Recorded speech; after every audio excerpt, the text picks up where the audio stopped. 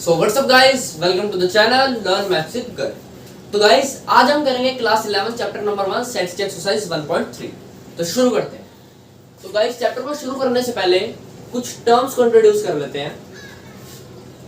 पहले नंबर पे आता है सबसेट। अब ये सबसेट किस बला का नाम है?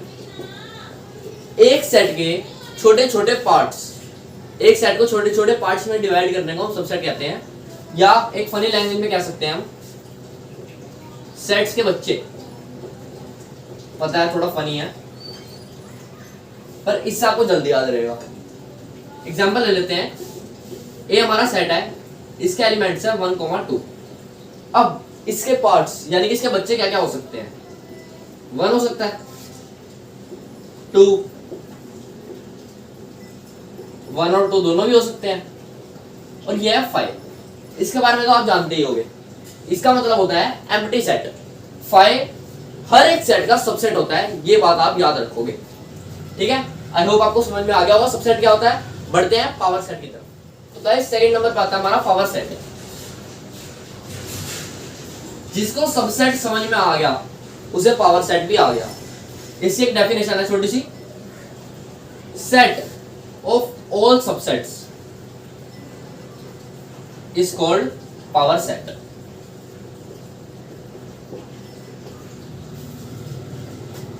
एक सेट के जितने भी सबसेट्स होते हैं उन सबसेट्स का भी सेट, उसे हम पावर सेट कहेंगे। जैसे हमने एक सेट किया था सबसेट में 1, 2, तो इसके सबसेट्स क्या क्या निकले थे? 1, 2, 1, 2 और एक 5। इसका भी एक सेट, इसे हम कहेंगे पावर सेट। यानी कि सेट के सबसेट का सेट, थोड़ा कंफ्यूजिंग है पर फिर भी समझ में आ गया होगा। सेट के सबसेट का set is called power set. अब पढ़ेंगे गाइस लास्ट यूनिवर्सल सेट, या कोई एग्जांपल से समझाता हूं, उससे ज्यादा बेटर।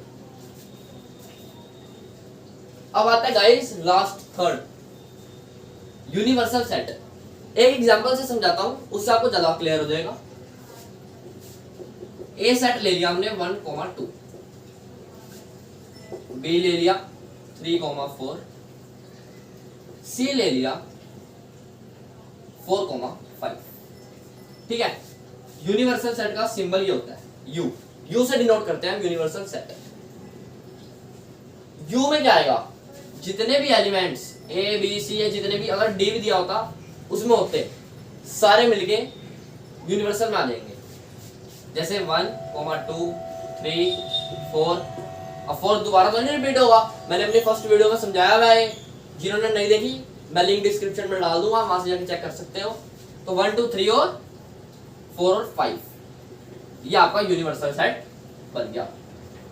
होप आपको तीनों बेसिक समझ में आ गए होंगे। बढ़ते हैं एक्सरसाइज की तरफ। तो गाइस ये मैंने कुछ क्वेश्चंस लिए हैं एक्सरसाइज 1.3 क्वेश्चन नंबर 1 से। तो क्वेश्चन करने से पहले जान लेते हैं कि सबसेट का सिंबल ये होता है, और अगर वो सबसेट नहीं है तो उसका सिंबल ये होता है। ठीक है, तो शुरू करते हैं क्वेश्चन से। फर्स्ट क्वेश्चन क्या दिया हुआ हमें? ये एक सेट दिया हुआ हमें 2, 3, 4। क्या ये इसका सबसेट है? देख लेते हैं। क्या ये तीनों टर्म इसमें आ रही है? आ रही है 2, 3, 4। तो इसका सबसेट ये बन सकता है, तो ये सबसेट है।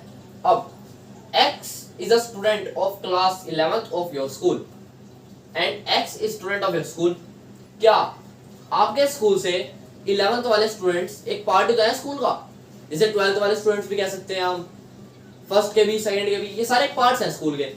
तो 11th क्लास के बच्चे पूरे स्कूल के एक पार्ट ही तो हुए, तो ये भी एक सबसेट है। x is an equilateral triangle in plane और x is a triangle in plane। अब इक्विलेटरल ट्रायंगल भी ट्रायंगल का एक पार्ट ही है, तो ये भी एक सबसेट हो गया। अब x is a circle in a plane और x is a circle of radius 1 metre. अब सर्कल इसका सबसेट नहीं है, 1 मीटर रेडियस का सर्कल है एक। ठीक है, ये हमारा एक 1 मीटर रेडियस का सर्कल है। अब ये वाला सर्कल कितना भी हो सकता है, इतना इतना इतना, तो ये इसका सबसेट है, ये इसका सबसेट नहीं है, तो ये ऑपोजिट लिखा हुआ है। पर हमें ये लिखना है कि ये इसका सबसेट नहीं है, क्योंकि ये अपोजिट लिखा हुआ है। अगर ये यहाँ होता और ये यहाँ होता तो क्या सर्कल तो कितना ही बड़ा हो सकता है, 1 मीटर रेडियस का सर्कल, इसका एक सबसेट होता है, इसका एक पार्ट होता, तब हम इसे सेट कह सकते थे, सॉरी सबसेट कह सकते थे। तो आई होप आपको समझ में आ गया होगा। करते हैं क्वेश्चन नंबर 2। तो गाइस क्वेश्चन नंबर 2 भी क्वेश्चन नंबर 1 की तरह ही है, बस उसमें फिलअप से इसमें ट्रू फॉल्स है। अब इसमें पूछा हुआ है क्या ये इसका नॉन सबसेट है, देख लेते हैं। ए बी हमें एक सेट दिया हुआ है और बी सी ए, इसके दोनों एलिमेंट्स इसमें है, तो ये तो सबसेट हुआ, क्योंकि इसका तो पार्ट हो सकता है, ये तो सबसेट है, तो मतलब ये है फॉल्स, क्योंकि ये नॉन सबसेट दे रखा है और सबसेट है। अब ऐसे ले लेते हैं सबसेट ऑफ ए ई, और इसमें दिया हुआ है x is an vowel in English alphabet. Vowels में क्या क्या आते हैं, ए ई आई ओ यू, तो ए ई इसमें है तो इसका सबसेट है, तो इसका आंसर होगा हमारा ट्रू। अब a set A belongs to set A B सी।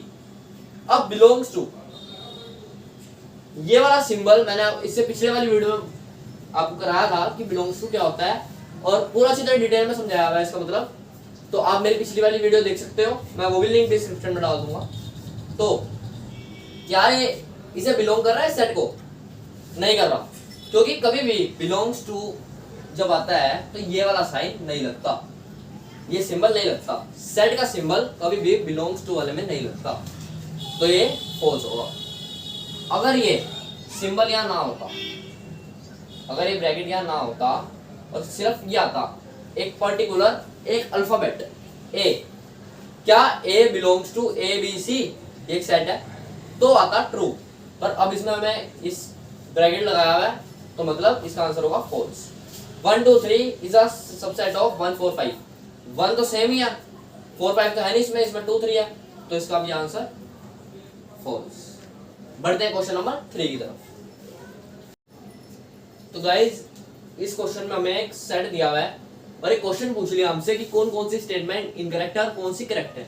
तो इन 7 स्टेटमेंट से हमें बताना है कौन सी करेक्ट है कौन सी इनकरेक्ट। तो पहला देखते हैं, क्या 3 4 सबसेट है ए का, क्या 3 4 सबसेट है ए का। आप में से कई बच्चे सोच रहे होंगे कि है, पर नहीं है। क्यों नहीं है, क्योंकि 3 4 तो एक पार्ट है, एक सबसेट है, पर सबसेट कब कहते हैं हम उसे, जैसे हमने 1 2 3 और ये हमारा मान, क्या इसे हम सबसेट कह सकते हैं, नहीं कह सकते, क्योंकि हमें इसे भी एक सेट बनाना पड़ेगा। तो ये तो एक एलिमेंट ही हो गया ना, ये तो एक एलिमेंट दिया हुआ, तो इसका भी हमें पहले सेट बनाना पड़ेगा, एक इस एलिमेंट का भी सेट, मतलब पावर सेट, तब जाके ये ए का सबसेट बनेगा। तो इसका मतलब ये स्टेटमेंट इनकरेक्ट है। सेकंड, 3 4 बिलोंग्स टू ए, क्या 3 4 बिलोंग्स टू ए, क्या 3 4 बिलोंग करता है ए को, करता है, correct. Third, 5 is a subset of A. अब मैंने आपको अभी तो कहा कि 5 हर एक सेट का सबसेट होता है, पर इसमें मैं इनकरेक्ट लिख रहा हूं।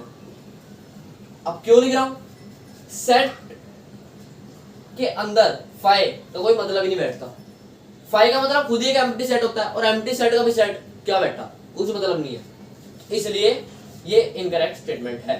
अब मैंने जानबूझ के जो इनकरेक्ट था उसकी जगह करेक्ट लिख दिया, और जो करेक्ट था उसकी जगह इनकरेक्ट लिख दिया, ताकि आपको और अच्छी तरह समझ में आए।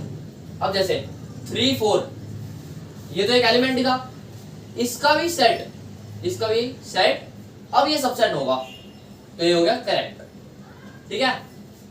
अब 3 4, ठीक है, 3 4 का भी सेट बिलोंग्स टू ए, हो सकता है, नहीं हो सकता, तो ये इनकरेक्ट। यहाँ करेक्ट था, यहाँ इनकरेक्ट है, क्यों था, क्योंकि यहाँ पे हमने